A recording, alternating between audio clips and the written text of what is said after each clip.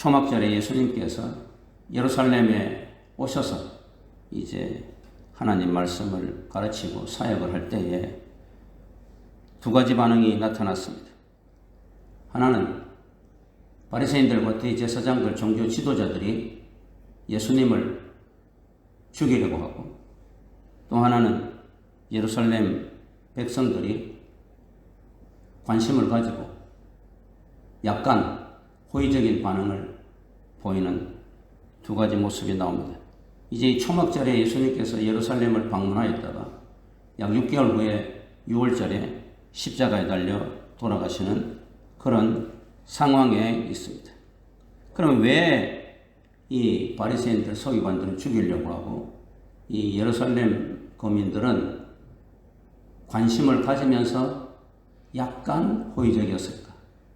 그것은 예수님께서 표적을 많이 일으키셨기 때문에. 사도 요한은 7개의 표적만 대표적으로 뽑아서 기록했지만, 그러나 예수님께서 무수한 표적을 행하셨죠. 도대체 표적은 여러 번 이야기했지만 언제 생기는가? 표적은 우리 신앙생활에 어떤 관계가 있는가? 오늘날 표적은 어떤 의미가 있는가? 우리의 신앙과 어떻게 관련이 되어 있는가? 오늘 본문을 통해서 다시 한번 살펴보기를 바랍니다. 첫 번째로, 표적을 좋아하고 표적을 바라는 대부분의 사람들은 신비주의를 좋아한다는 사실입니다. 오늘 여기 보면 25절에 어떤 사람이 저 사람 예수를 말하죠. 종교 지도자들이, 권력을 잡은 자들이 죽이려고 혈안되어 있는 그 사람 아니야? 라고 말합니다.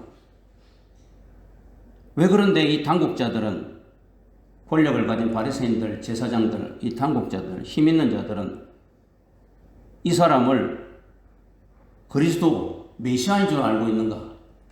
사실은 그게 아닌데 그렇게 말하고 있어요. 27절에 우린 이 사람이 어디서 왔는지 안다.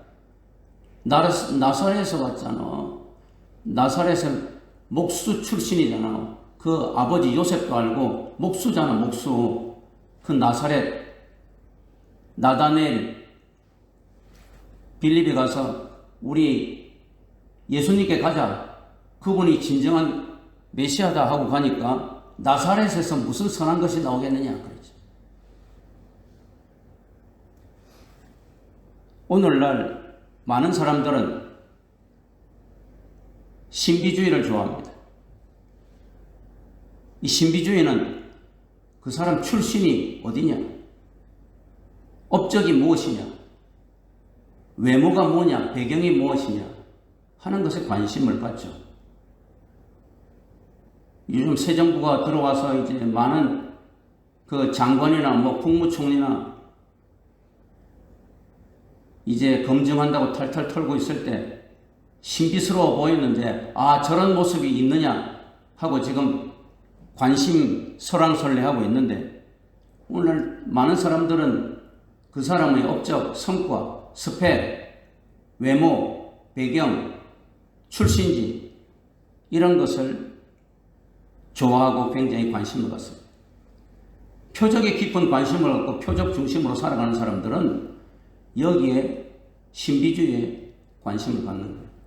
우리가 예수를 믿는다고 하면서, 주님 십자가 부활을 믿는다고 하면서도 교회에 나와서 표적에 관심을 갖는 거예요.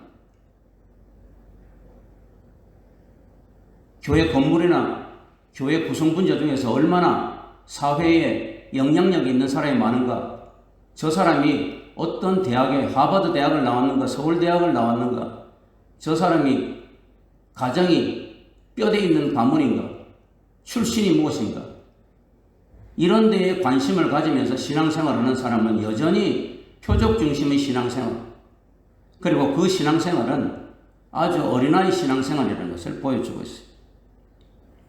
오늘 여기 예루살렘에 있는 백성들은 예수님에게 관심을 갖고 있습니다. 그리고 또 상당히 좀 호의적이기도 합니다. 그것은 예수님께서 또 어떤 표적을 일으키실 건가요? 안전뱅이를 일으키고 벙어리가 말을 하게 하고 또 맹인이 눈을 뜨게 하고 물고기 2마리에 보리떡 5개로 5,000명을 먹이고 어떤 표적을 일으키실 건가? 관심을 갖는 거예요. 그러니까 예루살렘에 있는 이 백성도 그렇고 많은 사람들이 이제 관심을 갖는데 그 배경은 27절에 우리가 이 예수가 어디서 왔는지 잘 안다. 그런데 그리스도께서 오실 때 이 그리스도는 메시아를 이야기하는 거예요. 예수를 이야기하는 것이 아니고 메시아를 이야기한다. 자기들이 옛날부터 선지자들로부터 구약시대부터 늘 사모했던 메시아를 말한다. 메시아가 오실 때는 어디서 오시는지 아는 자가 없으리라. 그러니까 그들은 아는 것 같아도 사실 모르는 거예요. 이 안다라고 하는 오이다 동사는 인격적으로 교제하는 것을 말하고 긴밀하게 교제할 때 안다는 이야기를 하고 있어요. 아담이 하와를 안다 그러잖아요. 그러니까 이 예루살렘에 있는 백성들은 예수님을 아는 것 같아도 사실은 모르는 거예요. 껍데기밖에, 일부밖에.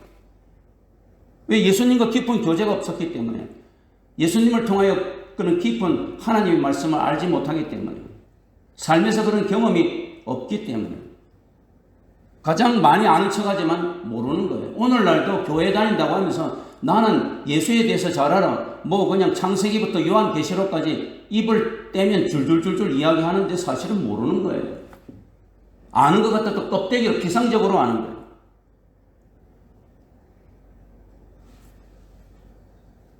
그러나 표적 중심의 신앙이 아니라 말씀 중심의 신앙, 십자가 중심의 신앙, 하나님 기뻐하시는 신앙은 신비스러운 거예요. 오늘 이들은 우리는 예수가 어디서 왔는지 안다. 나사렛에서 왔지 않느냐. 목수 출신 아니냐. 그의 아버지 요셉과 마리아도 다 안다 그러지만 사실은 잘 모르는 거예요. 왜? 예수님께서 오실 때 천사장 가브리엘이 와서 마리아에게 요셉에게 예수님의 탄생을 알렸잖아요. 뿐만 아니라 누가복음 1장 35절에 보면 마리아에게 너는 아직 남자를 알지 못하는 처녀이지만 하나님께서 너의 몸을 빌어서 성령으로 메시아 구세주가 태어날 것이고 그 구세주가 온 백성을 구원할 것이다. 신비스럽잖아요. 나는 남자를 알지 못하는데 어떻게 그런 일이 있을 수 있습니까? 그러니까 지극히 높으신 이 능력, 하나님의 능력이 너를 덮을 것이다. 성령이 너를 주장할 것이다. 그랬더니 신비스러운 거예요. 여러분, 믿음이라는 것은 신비예요. 굉장히 신비스러운 것입니다. 이 믿음의 신비스러움을 체험하지 못한 자는 진정한 믿음을 가졌다고 볼 수가 없는 것이에요. 나는 예수 믿느라고 그렇게 말할 자격이 없어요. 혼자서 예수 잘 믿고 모든 걸 다 아는 것 같이 하는데 그 사람은 표적 중심이에요. 성과, 업적, 출신, 배경, 스펙, 능력, 인간의 외적인 요소만을 보고 예수를 안다고 하는데, 물론 예수님은 나사렛 출신이고 목수의 아들이고 또 가난한 자였고 뭐 율법학교를 다닌 것도 없고 그래요. 그걸 가지고 예수를 다 안다고 하면 안 되죠. 예수님께서 말씀하세요. 28절에 성전에서 가르치시면서 외쳐 이르시되, 성전에서 가르치시며 외쳐 이르시되 동사가 3개 나와요. 이것은 요한이 굉장히 강조하는 거예요. 특별히 외쳐라고 하는 이 동사가 주동사예요. 그리고 여기서 예수님께서 가르치신다, 이르신다, 이것은 보조동사예요. 주동사 외친다. 성전에서 외치는 거예요. 답답해서 이 표적 중심 신앙인들 그저 무언가를 좀 세상적인 것을 얻고자 하는 이런 믿음, 껍데기 믿음, 또한 자기가 진정 메시아인 줄 모르고 예수를 잡아 죽이려고 하는 이 권력자들, 답답해서 나는 하나님의 아들이고 십자가에 얼마 있으면 달려 죽고 부활하고 승천할 나는 그리스도다. 외쳐. 그런데 가라사대 가르치시고 또한 말씀하신다. 이렇게 이야기하고 있습니다. 뭘 이야기하려고 하느냐? 28절에 보니까 너희가 나를 알고 내가 어디서 온 것도 알거니와, 이 말은 그래 너희 피상적으로 아는 것, 나사렛의 천한 출신이고 아버지 요셉은 목수고 나도 목수고 너희들이 어디서 왔는지 너희들이 알고 나도 안다. 근데 그게 다가 아니라는 이야기죠. 너희가 나를 알고 내가 어디서 온 것도 알지만 그것이 다가 아니다. 진짜 너희들이 알아야 될 것은 내가 스스로 온 것이 아니니라. 이것은 예수님께서 성자 하나님으로서 성부 하나님께서 나를 보내셨다는 이야기죠.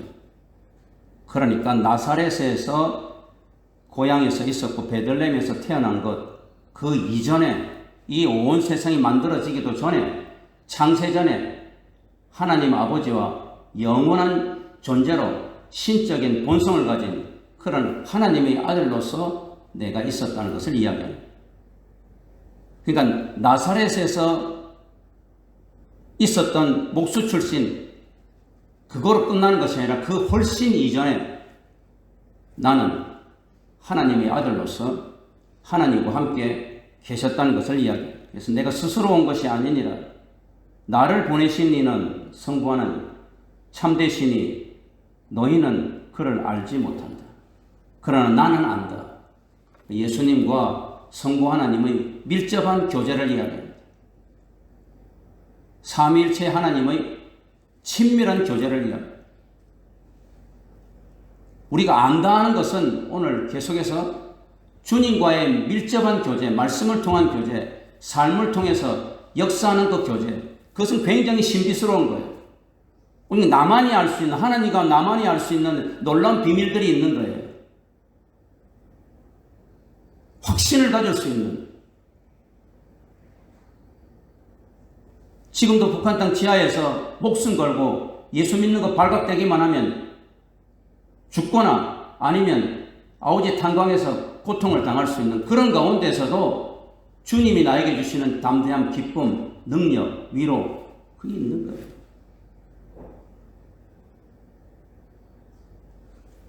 이 29절에 이는 내가 그에게서 났고 그가 나를 보내셨습니다.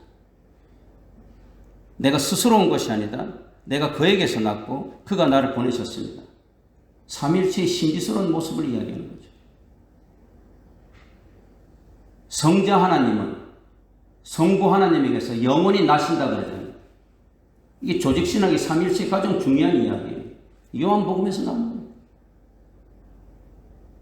이게 신비잖아요. 어떻게 성자 예수님이 성부 하나님에게서 영원히 나시는 거예요. 그리고 성부 하나님이 성자 예수님을 보내셨다. 이 땅에 성육신하게 하셨다. 이 신비라는 거예요. 여러분, 신앙은 신비예요. 말씀 중심은 신비예요. 십자가 중심의 신앙은 신비입니다. 그 어떤 사람이 그 어떤 외부의 압력이나 그 어떤 고통이 있을지라도 나만이 아는 신비, 십자가의 신비, 주님과 나와의 그 교제, 나는 주님을 안다. 감히 주님을 안다 그럴 때는 이 말씀을 통해서 주님과의 교제를 통해서 십자가의 그런 교제를 통해서 깊은 체험이 있어야 돼요.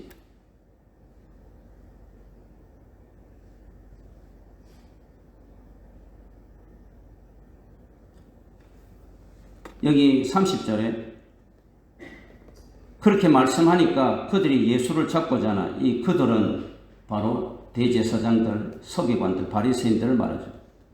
예수를 잡고자 하는 자가 손을 대는 자가 없으니 이는 그의 때가 아직 이르지 아니하였습니다. 예수님께서 십자가에 달려 돌아가실 때가 아직 되지 않았다는 이야기죠. 구속사역을 이룰 때가 아직 이르지 아니하였다는 이야기. 구원의 사역일 때, 그 십자가의 때, 그 부활 승천의 때도 다 신비예요. 비밀이란. 그러니까 그렇게 그들이 잡으려고 하는데 아직 주님이 십자가에 달릴 때가 아니니까 그들이 손을 대는 자가 없는 것이. 예수님께서는 가나 혼인잔치 때도 마리아가 포도주가 다 떨어졌다 그랬을 때 엉뚱한 대답인 것 같은 동문서답과처럼 아직 내 때가 이르지 않았다 그랬죠. 오늘 여기 7장 6절과 8절에도 보면 예수님께서 아직 내 때가 이르지 않았다. 너희들 먼저 가라, 형제들 보고. 나는 나중에 간다 그랬죠. 항상 예수님께서는 그 하나님의 때 카이로스, 이것을 늘 염두에 두고 생활했고 말하였습니다. 33년 동안 이 땅에 계실 때도 늘 하나님의 때, 그 구원사역의 때, 이건 신비랍니다. 우리는 신앙을 가졌다고 할 때는 이런 놀라운 구원사역에 또 예수님의 이 존재에 대한, 하나님 아버지에 대한 이런 여러 가지 계획과 이 뜻에 대한, 이 시간에 대한 신비를, 비밀을 늘 간직하고 살아야 되는 것을 가르쳐주고 있습니다. 두 번째로, 이 표적신앙은 반드시 뛰어넘어야 할 장벽이고 과제인 것을 보여주고 있습니다. 31절, 32절에 보니까 무리 중에 많은 사람이 예수를 믿고 말하되 그리스도께서 오실지라도 그 행하실 표적이 이 사람이 행한 것보다 더 많으리라. 그러니까 여기서 말하는 지금 이스라엘 백성들, 예루살렘 백성들이 말하는 이 사람은 바로 예수님을 말하고 예수님과 이 그리스도 메시아를 지금 분리한 거예요. 아무리 메시아가 다시 오신다고 할지라도, 메시아가 오신다고 할지라도, 구약의 선지자들이 이야기한 대로 메시아가 오신다고 할지라도 이 예수님처럼 표적을 많이 행할 수 있겠느냐. 그만큼 예수님 표적을 많이 행한 거예요. 그러니까 매우 관심을 갖는 거예요. 그러면서 31절에 많은 사람이 예수를 믿었다 그랬어요. 이 예수를 믿은 근본 이유가 뭡니까? 표적을 많이 행하였습니다. 그래서 호의적인 거예요. 그래서 예루살렘 성에 입성할 때 호산나 다윗의 왕이여 그런 거예요. 그런데 이 표적 중심의 믿음은 조금 있으면 실망하고 불신하고 원망하고 배신하고 저주하고 조롱하는 그런 신앙이 되어버리는 거예요. 그런데 표적 이 신앙도 필요한 거예요. 왜? 이것을 시작으로 예수님을 알게 되니까. 이것을 시작으로 하나님의 능력을 깨닫게 되니까. 어떤 사람이 다 죽을 병에 걸렸다가 하나님께서 고쳐주시면 하나님의 능력을 알게 되잖아요. 참으로 신비스럽잖아요. 그래서 신앙의 길로 들어가게 되잖아요. 그러니까 표적 자체는 나쁜 것이 아니에요. 기적 자체는 나쁜 것이 아닙니다. 이것이 믿음의 채널이 되고 통로가 되었을 때 아주 중요한 것이죠. 그래서 예수님께서도 많은 표적을 행하십니다. 예수님께서 공생의 사역을 하실 때에 2대 사역이 뭡니까? 하나는 표적을 행하시는 것이고 또 하나는 말씀을 가르치는 거예요. 그렇기 때문에 표적 자체가 나쁜 것은 아니지만 이 표적 중심의 신앙을 뛰어넘어야 돼요.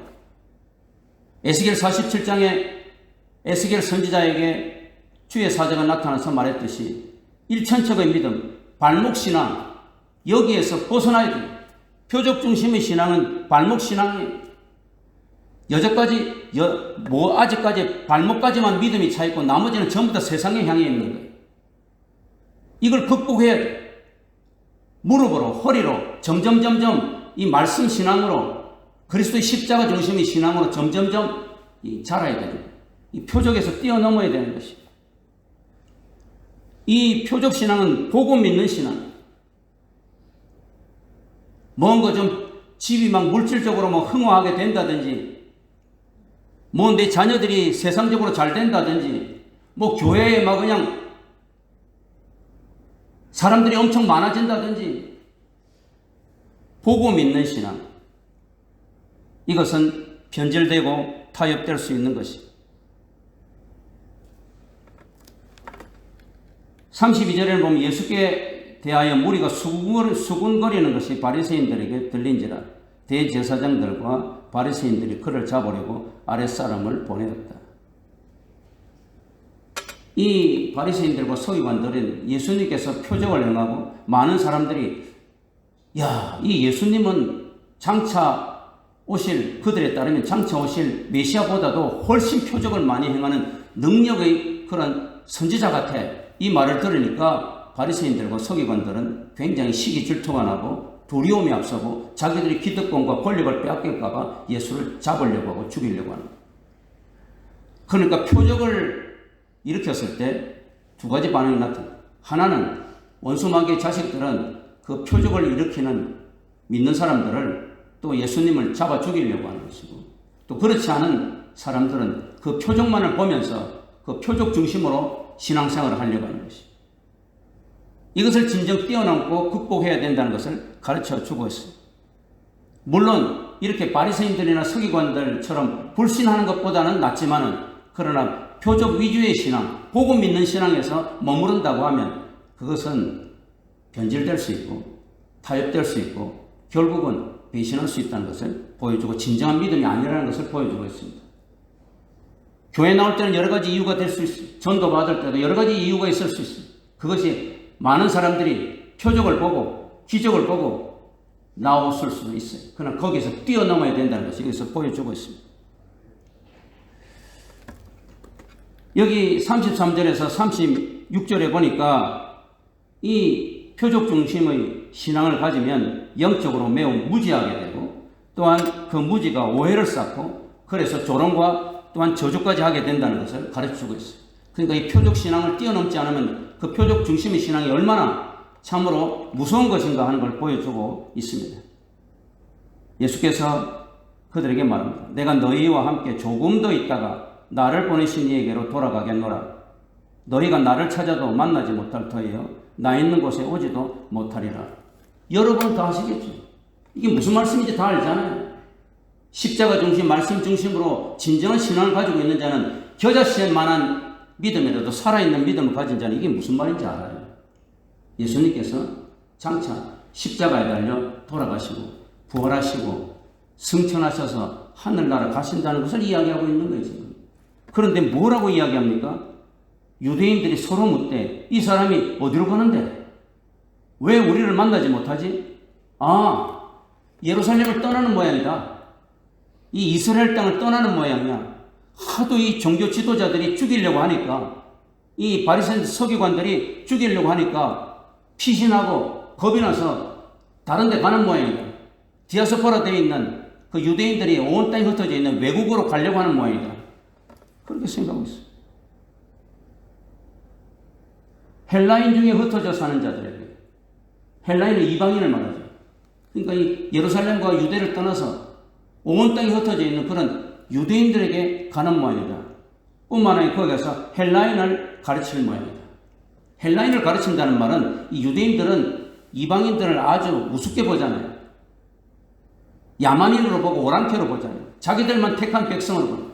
이 사람이 여기서 그렇게 표적도 많이 행하고 여러 가지 하나님 말씀을 가르친다고 하더니 이 종교 지도자들, 이 권력자들에게 미움을 받아서 여기서 제대로 가르쳐 보지도 못하고 떠나는구나. 아이고, 안 됐다. 그래 가가지고 거기 그 야만인들, 그 미개인들, 그 헬라인들에게 가르칠 모양이다. 그리고 거기 멀리 북에 가 있는 그런 유대인들에게 가르칠 모양이다. 그 말이 나를 찾아도 만나지 못할 터이요 나 있는 곳에 오지도 못하리라 하는 이 말이 무슨 말이냐? 이 표적 중심의 신앙을 가진 자들은 아는 것 같아도 하나도 아는 게 없어요. 나 예수 잘한다고 하는데 아는 게 없어요. 나는 교회 잘한다고 하는데 아는 게 없어요. 나는 하나님을 잘한다고, 믿음을 잘한다고 하는데 아는 게 없어요. 껍데기 신앙, 수박 거달기 신앙. 그러니까 안다고 하면서 사실은 무지한 거예요. 예수를 안다고 하면서도 무지해요. 구원에 대해서도 무지해요. 부활과 승천에 대해서도 무지해요. 그게 오해를 낳고 그것이 나중에는 조롱을 낳고 저주를 낳는 거예요. 그래서 이 예루살렘 백성들이 결국 예수님을 나중에 십자가에 못 박아 죽이는데 공범자들이 되었죠. 바라바는 놓아주고 예수를 십자가에 못 박아 죽여라 그랬죠. 이제 우리는 다시 한번 말씀 중심의 신앙, 십자가 중심의 신앙이 얼마나 중요한 것인가. 예수님께서 오늘 본문을 통해서 말씀하십니다. 믿으려면 바로 믿어라. 나를 믿으려면 바로 믿어라. 말씀으로 교제하자. 나와 영적으로 깊이 교제하자. 이 새벽에.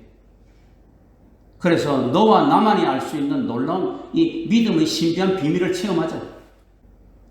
날마다 복음 있는 껍데기 표적 중심으로 나를 아는 것 같이 하면서 나를 오해하고 무지하지 말고, 그래서 결국은 조롱하고 적대하지 말고 십자가 중심의 신앙, 말씀 중심의 신앙으로 승리하라. 주께서 오늘 말씀하십니다. 이런 놀라운 축복이 여러분과 여러분의 가정에 임하기를 간절히 소망합니다.